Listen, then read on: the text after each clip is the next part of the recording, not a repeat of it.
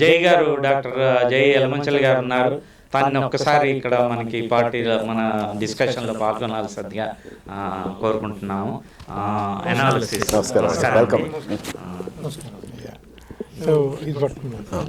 అందరికీ నమస్కారం. జై స్వరాజ్య జేఎస్డబ్ల్యూ టీవీ ప్రేక్షకులందరికీ కూడా నమస్కారం తెలియజేస్తున్నాను. సో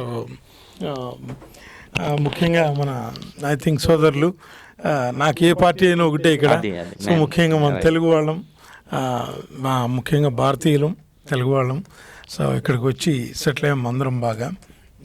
బాగా ప్రోగ్రెస్ అవ్వాలని, ప్రోగ్రెస్ మన వాళ్ళకి పంచాలని ఇండియాలో.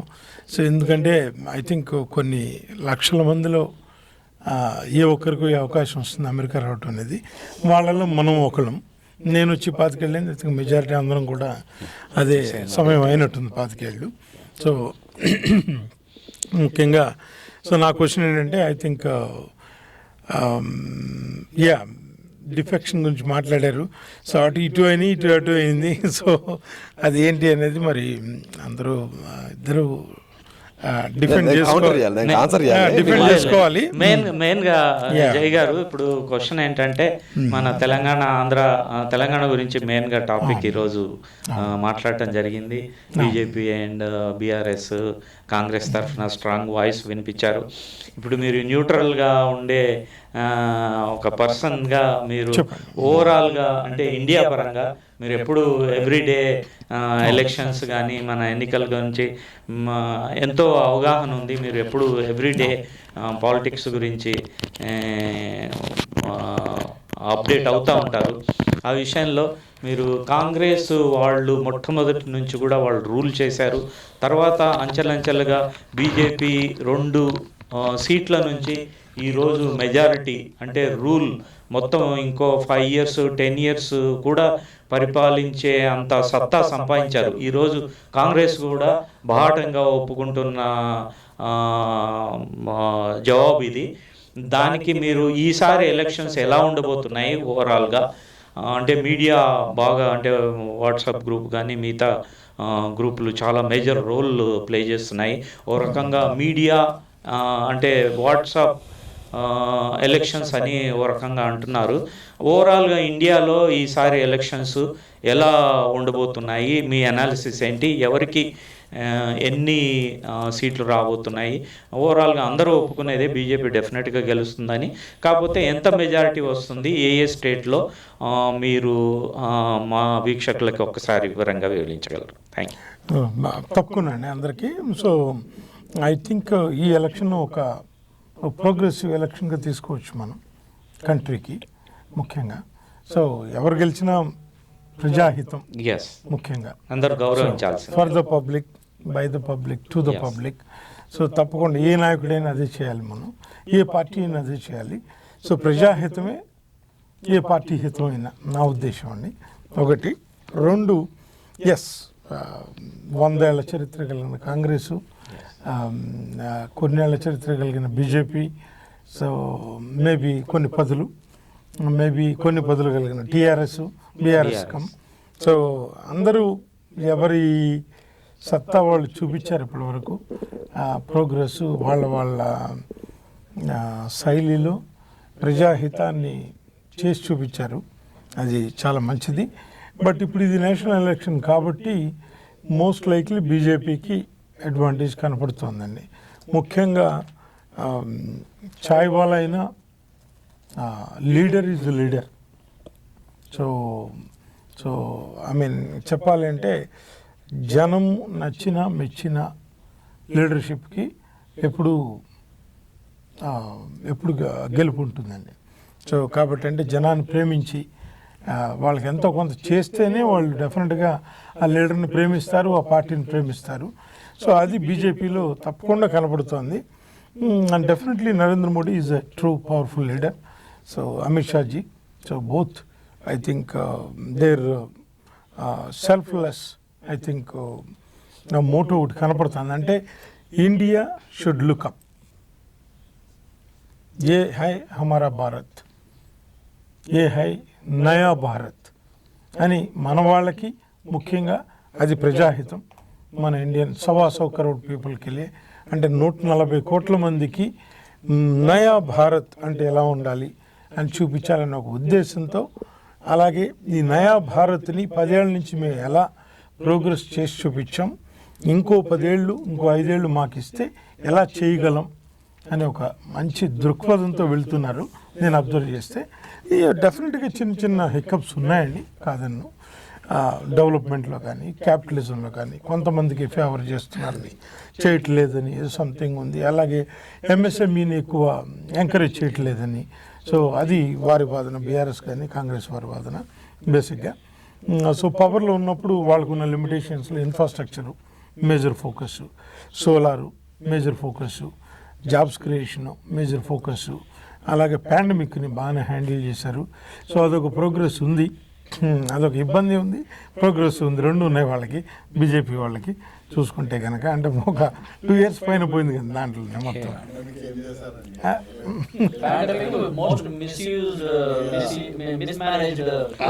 మనము వ్యాక్సిన్ ఇతర దేశాలకు కూడా పంపించాము.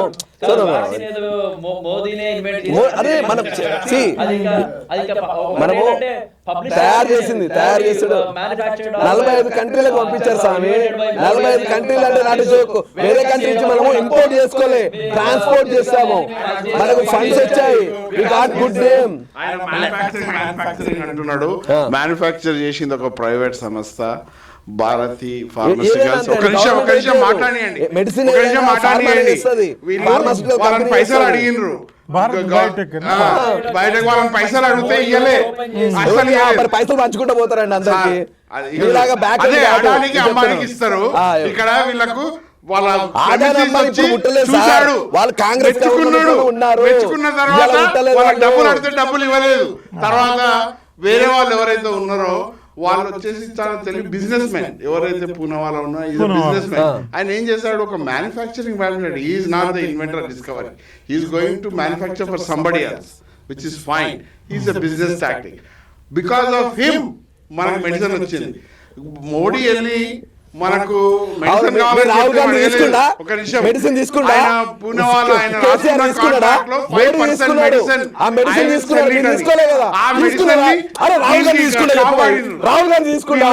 Modi was not at all proactive forward thinker and he failed miserably in pandemic. False అండి sir. Rahul Gandhi తీసుకున్నాడా?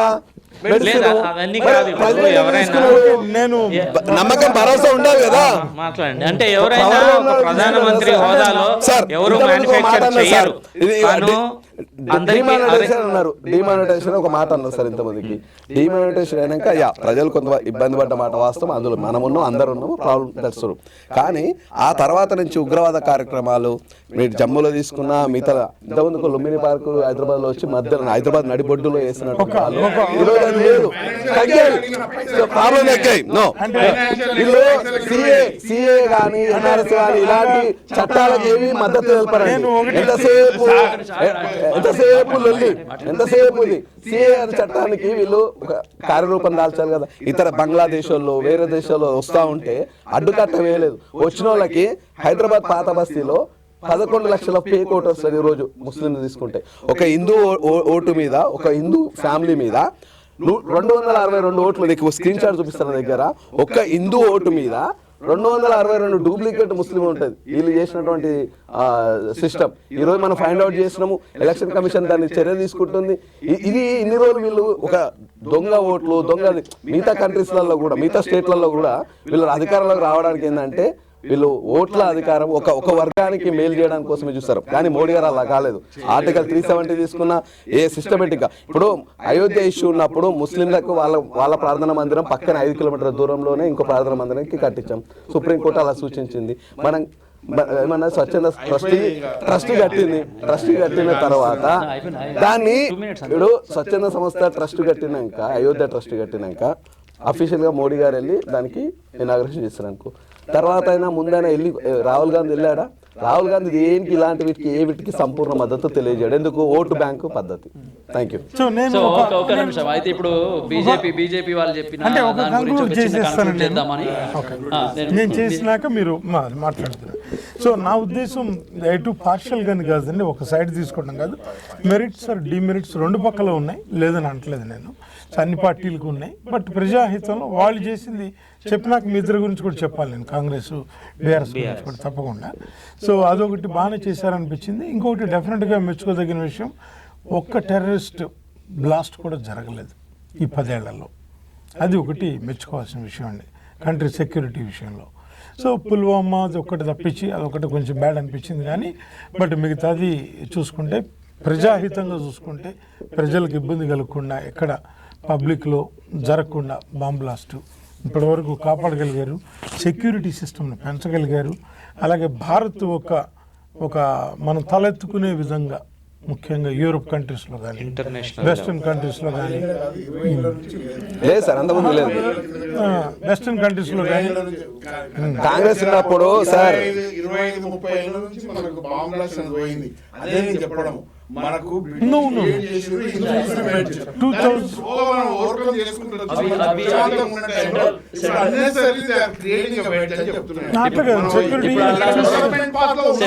Central parties bomb బ్లాస్ట్ల మీద వీళ్ళు పోయి ఆపేసి ఆ బాంబులు ఏదో తీసేసినట్టు మాట్లాడతారు. సర్జికల్ ఇమ్మీడియట్ యాక్షన్ తీసుకోవాలండి. సర్జికల్ స్ట్రైక్ లాంటి భయం ఇప్పుడు వస్తున్నా, మళ్ళీ రావాలంటే భయపడుతుందా? ఎకానమీ సిస్టమ్ కూడా డెవలప్ అయింది. ఇప్పుడు వేరే కంట్రీస్ ఎకానమీ సిస్టమ్ పాకిస్తాన్ గొడవలు తీసుకురావాలి. భారతదేశంలో సార్ 1 నేషన్ 1 ఎలక్షన్ చేద్దామా? ఇప్పుడు ఎలక్షన్ ఏ రాష్ట్రంలో లేవండి? 29 రాష్ట్రాలలో ఏదో ఒక రాష్ట్రంలో ఎలక్షన్ జరుగుతూనే ఉన్నాయి. ఎలక్షన్ జరిగింది ఎప్పుడు? దానికి 1 నేషన్ 1 ఎలక్షన్ ఓకేనా మీరు? సార్ 1 నేషన్ 1 ఎలక్షన్ ఓకేనా మీకు? ఒక నిమిషం, ఇప్పుడు కాన్స్టిట్యూషన్ అలౌ చేస్తే మనం దేనికన్నా పార్లమెంట్ లో బిల్లు పెట్టి పాస్ అయితే ఎవరైనా అగ్రీ చేద్దాం, అదే సపోర్ట్ చేయాలి దానికి. ఇప్పుడు ప్రస్తుతానికి నడుస్తున్న పాలిటిక్స్ ఎట్లా అంటే, ఎలక్షన్లు రాగానే ఇండియా పాకిస్తాన్ గొడవలు తీసుకురావాలి, సెంటిమెంట్ రేపాలి, మేము గెలవాలి, అప్పటికప్పుడు మనం కడుపు నింపుకున్నామా, కథం అయిపోయింది. అది బీజేపీ పాలిటిక్స్. ఇవాళ మేము బాంబ్ బ్లాస్టులు కాలేదు, అవి కాలేదు, ఇది కాలేదంటే మోడీ వచ్చేవాళ్ళని చూసినాడు లోకల్గా ప్రతి స్టేట్లో ఏమి చూడలేదు. ఎందుకంటే ఏ స్టేట్ ఆ state they're trying to improve their infrastructure. మీరు తెలంగాణ ఎగ్జాంపుల్ తీసుకుంటే కమాండ్ కంట్రోల్ సెంటర్ పెట్టి కొన్ని లక్షల CCTV కెమెరాలు పెట్టి everything is monitored from command control నుంచి ఎవ్రీథింగ్ ఈజ్ మానిటర్డ్. మీరు ఈగ జరగాలన్నా కూడా క్రిమినల్ యాక్టివిటీస్ ఏమి జరిగినా కూడా మీరు కమాండ్ కంట్రోల్ నుంచి, అది ఎవరు తీసుకొచ్చారండి?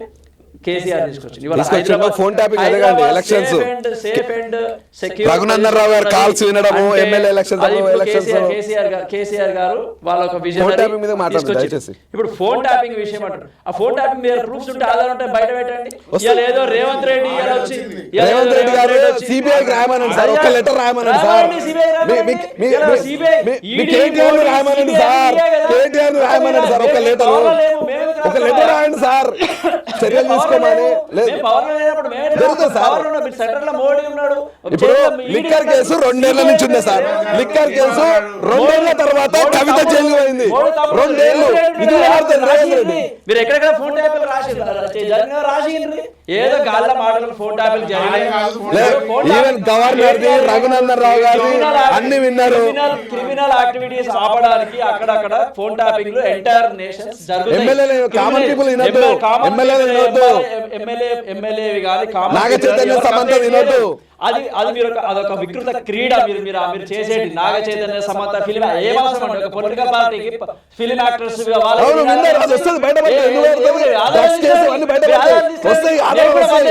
అమిత్ షా కొడుకు BCCI క్రికెటర్ల ఫోన్ వింటుండ్రు అని చెప్తే నేను చెప్తా, వింటరా?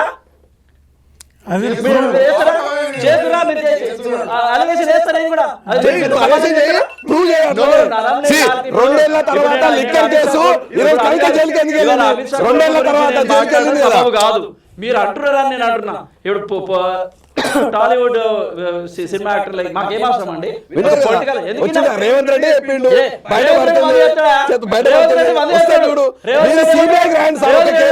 ఒక్క లెటర్ నువ్వు రాయి సార్, ఒక లెటర్ రాయి, ఇండియా మొత్తం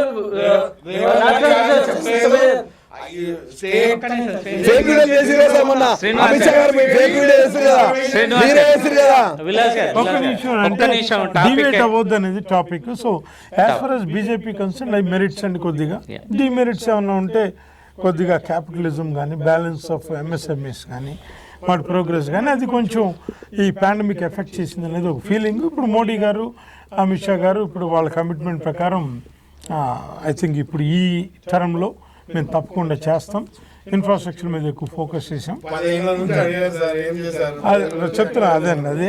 సరే సార్, కాంగ్రెస్ కింద వస్తాయి సార్, బీఆర్ఎస్ కింద వస్తాయి చెప్పండి సార్. ఒక మాట ఫైనల్ గా ఒక మనం ర్యాపప్ చేద్దామండి. అట్లాగే కాంగ్రెస్ తీసుకుంటే కనుక మీ హిస్టరీ మీకుంది.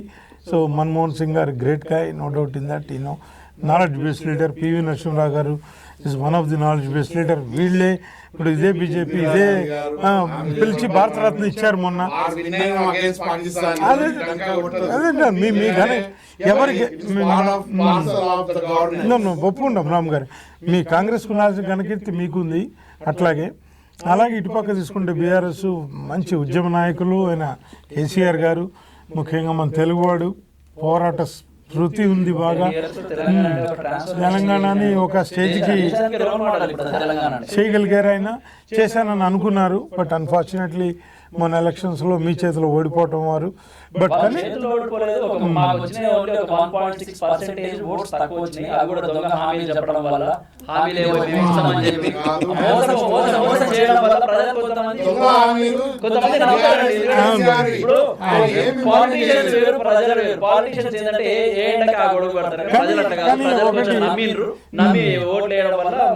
శ్రీనివాస్ గారు శ్రీనివాస్ గారు ఏమంటే ఇప్పుడు ఆయన గొప్ప లీడరు బీఆర్ఎస్ కేసీఆర్ గారు కానీ.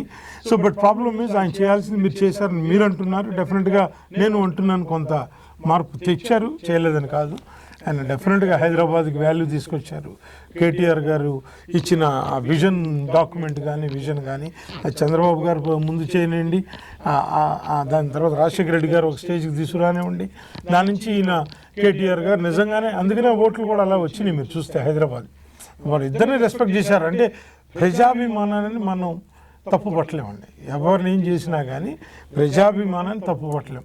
అటు కాంగ్రెస్ని గెలిపించారు, ఇటు బీజేపీని గెలిపించారు, అలాగే మిమ్మల్ని కూడా పట్టం కట్టారు. ఎక్కడ మీరు ఎక్కడ డెవలప్మెంట్ చేశారో గెలుపోవటం అనేది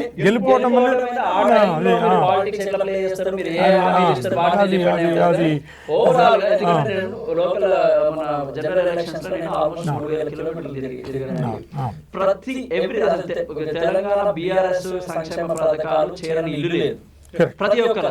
ఎందుకంటే మీరు ఏ state any corner of these తెలంగాణకి వెళ్ళినా కూడా అక్కడ డెవలప్మెంట్ రోడ్ వేయడం కానీ వాటర్ అన్ఇంటరప్టెడ్ వాటర్ సప్లై అండి. కాంగ్రెస్ వచ్చిన 3 నెలలకే వాటర్ సప్లై, కరెంట్ లేదు, పొలాలు ఎండిపోతున్నాయి, రైతులు ఆత్మహత్యలు చేసుకునే తెలంగాణ సమయాన్ని సందర్భంగా అట్లని కాదు. లెట్ మీ కంక్లూడ్ అంటే నేనేదంటే ఇప్పుడు చేయాల్సింది చేశారు. అంటే ప్రజాభిమానం ప్రకారం మీకు 10 ఏళ్ళ అవకాశం ఇచ్చారు, వాళ్ళకు ఒక 5 ఏళ్ళ అవకాశం ఇచ్చారు. మేబీ రేపు బీజేపీకి ఇవ్వచ్చు, చెప్పలేమండి. అభిమానం అయితే ముగ్గురు మీద ఉంది. మొన్న ఎలక్షన్లో నాకు అర్థమైందండి, అంటే నా పర్సనల్ ఒపీనియన్. అంటే బీఆర్ఎస్ని రెస్పెక్ట్ చేశారు వాళ్ళు, కేటీఆర్ చేసిన దానికి కానీ, కేసీఆర్ గారు మీరు చెప్పినట్టు విలేజెస్లో చేసిన దానికి కానీ, మిషన్ భగీరథ కానీ. కానీ దాంట్లో కొన్ని లోటుపాట్లు వారు ఎత్తి చూపించారు. బీజేపీ చూపించారు, వారు చూపించారు అనేది. కాబట్టి ప్రజలు వాళ్ళు మన్నించారు, కాబట్టి మీరు మన్నించాల్సిందే, మనం ఏం చేయలేం. కానీ మీరు అన్నట్టు తప్పు జరిగిందనుకోండి, ఇప్పుడు మళ్ళా ఈ ఎలక్షన్ ఉంది కదా, రిఫరెండమే కదా, ప్రజాభిమానం వాళ్ళకి నచ్చలేదు, మీకంటే వాళ్ళ పాలన బాగోలేదు అనుకుంటే వాళ్ళు ఇప్పుడు చూపిస్తారు కదండి మనకి. ప్రజాభిమానం ప్రకారం వెయిట్ చేయాలి, 1 రోజుల 10 రోజులు తెలిసిపోతుంది మనకి. So looking at I think ముగ్గురు అందరూ చేసిన వాళ్ళే. బట్ ముఖ్యంగా ఐ థింక్ బీజేపీకి నేషనల్ లెవెల్లో గెలిచేదానికి ఛాన్సెస్ కనపడుతున్నాయి. నాకు దానికి కొంచెం కాంగ్రెస్ వారి లీడర్షిప్ వీక్ అవటమే నాకు అనిపించింది. Rahul Gandhi is a great guy, no doubt. Party is great party, but issue is versus when you take అంటే competition. Prime Minister is speaking on religion. That is the big. Ram గారు ఇంకా డిస్కషన్ వద్దు, now final గా this- మనం conclude చేద్దాము. So that's my analysis, and I wanted to give it to as a global advisor, to this. Thank you జై గారు. Good luck conclude for చేద్దాం. everybody.